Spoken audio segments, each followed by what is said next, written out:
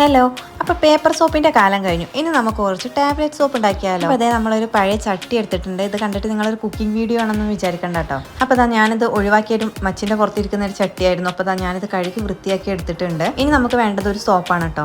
ആ സോപ്പിനെ ഇതുപോലെ ഞാൻ ചെറുതാക്കി കഷ്ണങ്ങളാക്കിയിട്ട് ഈ ഒരു ചട്ടീൻ്റെ അകത്തേക്ക് ഇട്ട് കൊടുക്കുന്നുണ്ട്. ഇനി പുതിയ ചട്ടിയൊക്കെ എടുത്ത് മരക്കുന്ന തല്ല് വാങ്ങാനായിട്ട് നിൽക്കുന്നു വേണ്ട കേട്ടോ. പഴയ ചട്ടി ഉണ്ടെങ്കിൽ മാത്രം ഇത് ട്രൈ ചെയ്താൽ മതി. അതുപോലെ തന്നെ കുഞ്ഞുമക്കൾ ആരെങ്കിലും ഈ വീഡിയോ കാണുന്നുണ്ട്, മുതിർന്നവരുടെ സഹായം ഇല്ലാതെ ആരും ഇതൊന്ന് ട്രൈ ചെയ്യണ്ട കേട്ടോ. അപ്പോൾ നിങ്ങളുടെ ആവശ്യത്തിനനുസരിച്ച് സോപ്പൊക്കെ എടുക്കാം. അപ്പോൾ ഞാനിതാ ഇത്രയും എടുത്തിട്ടുണ്ട്. ഇനി നമുക്ക് ഈ ഒരു കത്തി കഴുകാനായിട്ട് ഇടാം. പഴയ കത്തിയാണ് ഞാൻ അതിനും എടുത്തിട്ടുണ്ടായിരുന്നത്. ഇനി ഇതാ ഫ്ലെയിം ഓൺ ആക്കുക, ചട്ടി അതിൻ്റെ മുകളിൽ വെക്കുക.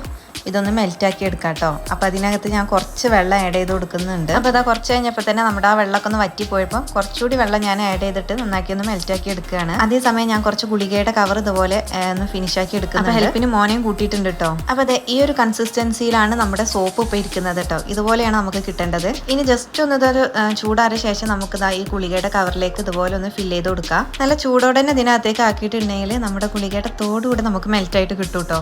അതുകൊണ്ട് കുറച്ചൊന്ന് ചൂടാറിയ ശേഷം നമുക്ക് ഇതിനകത്തേക്ക് നിന്ന് ഫില്ല് ചെയ്ത് കൊടുക്കാം. അപ്പോൾ ഇതിനകത്തേക്ക് ഈ ഒരു സോപ്പ് ഫില്ല് ചെയ്യാൻ വേണ്ടിയിട്ട് ഞാനൊരു ഐസിന്റെ സ്റ്റിക്കാണ് എടുത്തിട്ടുള്ളത്. ഈ ഒരു സ്റ്റിക്ക് വെച്ചിട്ട് തന്നെ ഈ രണ്ട് കവറും ഞാൻ ഫില്ല് ചെയ്തെടുക്കുന്നുണ്ട്. ഇത് നമുക്ക് കുറച്ച് സമയം കൊണ്ട് തന്നെ നന്നായിട്ട് ഡ്രൈ ആയി കിട്ടും. അപ്പോൾ ഇതാണിപ്പോൾ ഇതിന്റെ ലുക്ക് കേട്ടോ. നന്നായിട്ട് ഡ്രൈ ആയ ശേഷം നമുക്കിത് ഈ ഒരു സ്ട്രിപ്പിൽ നിന്ന് മാറ്റിയെടുക്കാം. അല്ലാന്നുണ്ടെങ്കിൽ ഇതിന്റെ പുറകു വശം നമുക്ക് ജസ്റ്റ് ഒരു പേപ്പർ വെച്ചിട്ടൊന്ന് കവർ ചെയ്തെടുത്താലും മതി കേട്ടോ. തൽക്കാലം ഞാൻ ഇതിന് റിമൂവ് ചെയ്തെടുക്കുകയാണ്.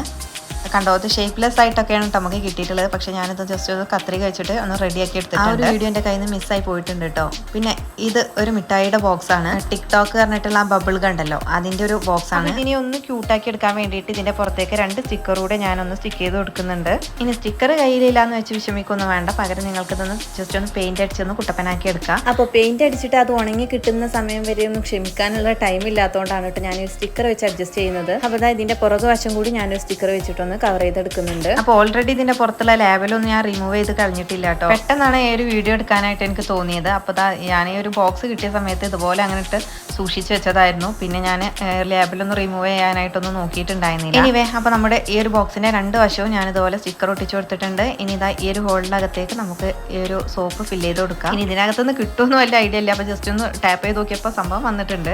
ഇനി ഇത് വർക്കാണോ അല്ലേ നമുക്ക് നോക്കണ്ടേ. അപ്പോൾ ഞാനൊരു ഗ്ലാസ്സിൽ കുറച്ച് വെള്ളം എടുത്തിട്ട് ഇതുപോലെ കയ്യിൽ അപ്ലൈ ചെയ്ത് കൊടുക്കുന്നുണ്ട് കേട്ടോ. അപ്പോൾ സംഭവം സെറ്റാണ്. ഇതുപോലെ ഒരു ബോക്സിനകത്ത് ആക്കിയതുകൊണ്ട് നമുക്ക് ക്യാരി ചെയ്യാനും എളുപ്പമാണ്.